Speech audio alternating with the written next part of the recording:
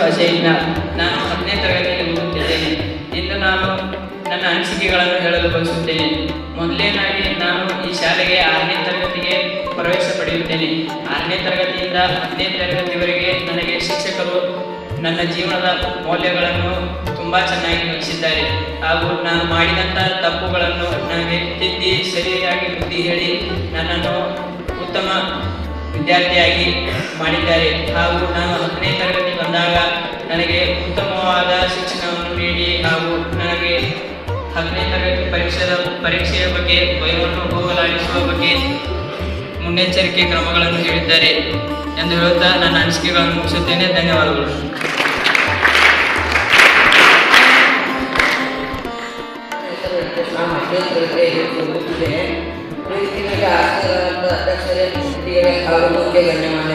ಈ ದಿನದ ಕಾರ್ಯಕ್ರಮ SSLC ವಿದ್ಯಾರ್ಥಿಗಳ ಬೀಳ್ಕೊಡುಗೆ ಸಮಾರಂಭ.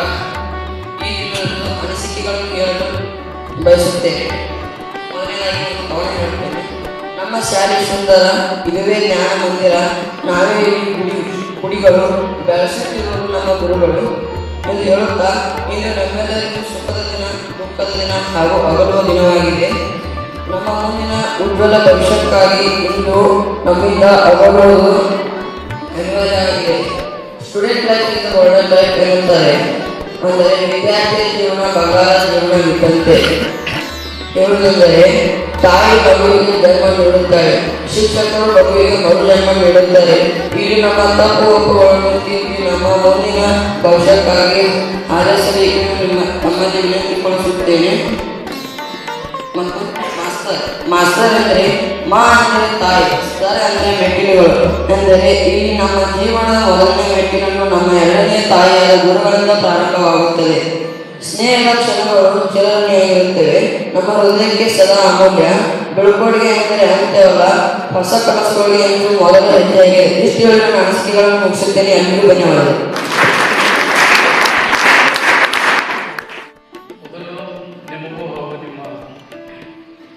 ಶಿಕ್ಷಕರಿಗೆ, ನಿಮ್ಮ ಸರ್ಗಳು ನನ್ನನ್ನು ಕರೆಸಿದ್ದಕ್ಕೆ ನಿಮಗೂ ಅವರಿಗೂ ಮೊದಲೇ ನಾನು ಅಭಿನಂದನೆ ಸಲ್ಲಿಸಿ ಎರಡು ಸಂದರ್ಭವಾಗಿ ಒಂದೆರಡು ಮಾತು ಮಾತಾಡೋದು. ಬೇಸಿಕಲಿ ನಾನು ಒಬ್ಬ mathematics teacher. Right from the beginning to till ಒಂದು 50 ವರ್ಷ ಮ್ಯಾಥಮೆಟಿಕ್ಸ್ ಕಲಿಸೋದು ಬಿಟ್ಟರೆ ಮತ್ತೇನು ಹಿಂಗೆ ಭಾಷಣ ಮಾಡೋಕ್ಕೆ ನಾನು ಎಲ್ಲೂ ಹೋಗಲಿಲ್ಲ. ಭಾಷಣ ಮಾಡೋಕ್ಕೆ ಚಾಲು ಮಾಡಿದ್ದಿಲ್ಲ ಚಂದ್ರಗಿರಿ ಸ್ಕೂಲ್ನಾಗ. ಅದು ನಮ್ಮ ಹುಡುಗಿ ಪ್ರಿನ್ಸಿಪಾಲು ಬಿಡಲಿಲ್ಲ. ಹಿಂಗೆ ಬಂದಲ್ಲಿ ಪ್ರಿನ್ಸಿಪಾಲ್ ಕೂರಿಸೋರು ಏನಾರೇ ಒಂದು ಎರಡು ಮಾತು ಮಾತಾಡಿದ್ರೆ ಸರ್ ನಾವು ನನಗೂ ಏನು ತಿಳಿದಿದ್ದಕ್ಕೆ ಸಂದರ್ಭಕ್ಕೆ ಅನುಗುಣವಾಗಿ ಒಂದೆರಡು ಮಾತು ನನಗೆ ತಿಳಿದಿದ್ದನ್ನು ಹಿರಿಯ ಸ್ಥಾನದಲ್ಲಿ ಇಟ್ಕೊಂಡು ಎರಡು ಮಾತು ಮಾತಾಡ್ತೀವಿ. ಅದೇ ಪ್ರಕಾರ ಇವತ್ತಿಂದ ಏನಪ್ಪ ಇದು ಸಂದರ್ಭ ಎಂತ ನೀವು 10th ಸ್ಟೂಡೆಂಟ್ಸು ನಿಮಗೆ ಬಿಡುಗಡೆ ಸಮಾರಂಭ ಬಹಳ ಇಂಪಾರ್ಟೆಂಟ್ ಆದಂಥ ಭಾಳ ಅರ್ಥಗರ್ಭಿತ ಆದಂಥ ಒಂದು ಸಮಾರಂಭ ಇದು. ನಿಮ್ಮನ್ನ ನೀವು ಹೇಳಿದ್ರಪ್ಪ ನಿಮ್ಮ ಫ್ರೆಂಡ್ 6ನೇ ತರಗತಿ ಬಂದು ಜಾಯ್ನ್ ಆಗಿ ಪುಸ್ತಕ ಇತ್ತು ಸುಮಾರಾಗಿ ಒಂದು 4-5 ಪುಸ್ತಕ ಇಲ್ಲೇ ನೀವು ನಿಮ್ಮನ್ನೆಲ್ಲ ಇದೇ ಸಾಲಿ ನಮ್ಮ ಸಾಲಿ ಅಂತ ತಿಳ್ಕೊಂಡು ಇಲ್ಲೇ ನಿಮ್ಮ ಊಟ ಶಾಲೆ ಆದರು ನಿಮ್ಮ ಟೀಚರ್ಸ್ನ ನಮಗೆಲ್ಲ ಮಾಡ್ಕೊಂಡು ಇಲ್ಲಿ ತನಕ ಬರ್ತೀನಿ 10th ಈಗ ಗೊತ್ತಾಗ್ತದೆ ನಿಮಗೆ. ಈಗ ನಾನು ಇದನ್ನೇನು ಮಾಡ್ತೀನಿ, ಒಂದು 3 ಇದ್ರಾಗ ಸಿಸ್ಟಮ್ ಒಳಗೆ ಹೇಳ್ತೀನಿ. ಮೊದಲನೇದು 10th ಎಷ್ಟು ಇಂಪಾರ್ಟೆಂಟ್ ಇದೆ, 10th ಎಕ್ಸಾಮ್ ಎಷ್ಟು ಇಂಪಾರ್ಟೆಂಟ್ ಇದೆ, 10th marks list marks card ಎಷ್ಟು ಇಂಪಾರ್ಟೆಂಟ್ ಇದೆ ಅದ್ರ ಬಗ್ಗೆ ಮೊದಲು ಹೇಳ್ತೀನಿ.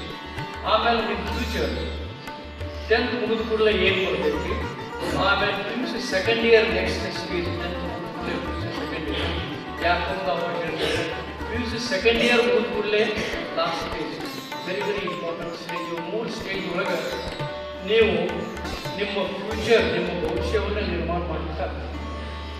ಪ್ರತಿಯೊಂದಕ್ಕೂ ಎಂಥ ಒಂದು ಬೇಸಿಕ್ ನೀವು ಎಲ್ಲೇ ಹೋಗಿ ಇಂಜಿನಿಯರಿಂಗು ಮುಗಿಸ್ರಿ, IAS ಮುಗಿಸ್ರಿ, IPS ಮುಗಿಸ್ರಿ, ಅದಕ್ಕಿಂತ ಮೊದಲು ನೀವು ಯಾವಾದರೂ ಒಂದು ಕ್ವಾಲಿಫೈಯಿಂಗ್ ಎಕ್ಸಾಮ್ ಪಾಸ್ ಆಗಬೇಕು ಅಂತಂದ್ರೆ ನೌಕರಿ ಒಂದು ಅಪ್ಲಿಕೇಶನ್ ಹಾಕಬೇಕಾಗಪ್ಪ ಅಂತಂದ್ರೆ ಅಲ್ಲಿ ಇಂಜಿನಿಯರಿಂಗ್ ಮಾರ್ಕ್ಸ್ ಕಾರ್ಡ್ ಇರ್ತೈತಿ, ನಿಮ್ಗೆ ಸೆಕೆಂಡ್ ಇಯರ್ ಮಾರ್ಕ್ಸ್ ಕಾರ್ಡ್ ಇರ್ತೈತಿ, ಟೆಂತ್ದು ಮಾರ್ಕ್ಸ್ ಕಾರ್ಡ್ ಇರ್ತೈತಿ.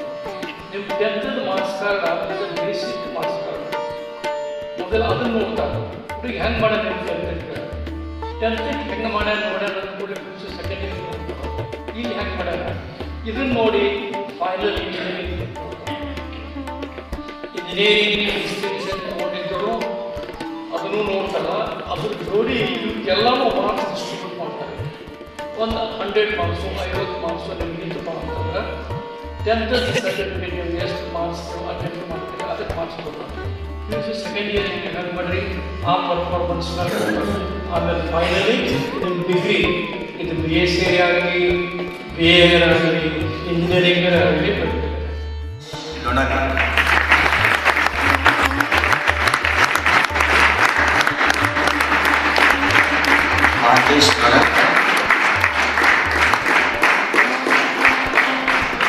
ಶಾಲಾ ಮುಖ್ಯ ಕಾರ್ಯದರ್ಶಿ,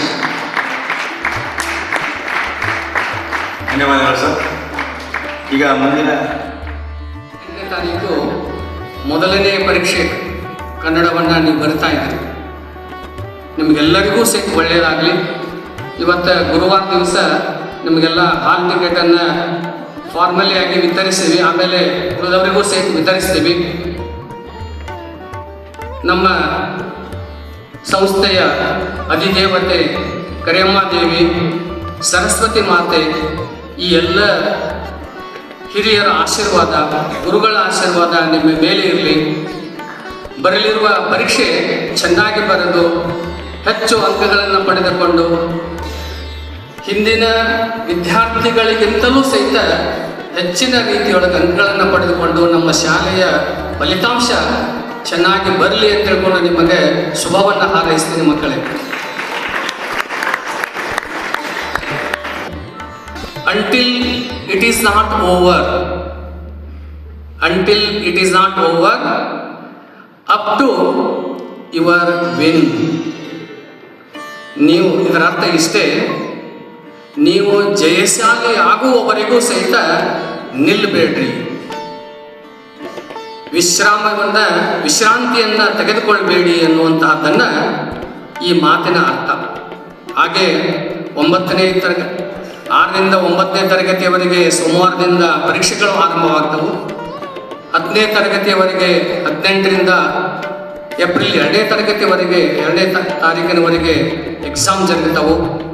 ಈ ಪರೀಕ್ಷೆಗಳಲ್ಲಿ ನೀವೆಲ್ಲರೂ ಸಹಿತ ಚೆನ್ನಾಗಿ ಬರೆದು ಹೆಚ್ಚಿನ ಅಂಕಗಳನ್ನು ಪಡೆದುಕೊಂಡು ನಿಮ್ಮ ತಂದೆ ತಾಯಿ ಕಲಿಸಿದ ಗುರುಗಳು ಸಮಾಜಕ್ಕೂ ಒಳ್ಳೆಯ ಹೆಸರನ್ನು ತಗೊಂಡು ಬರ್ರಿ.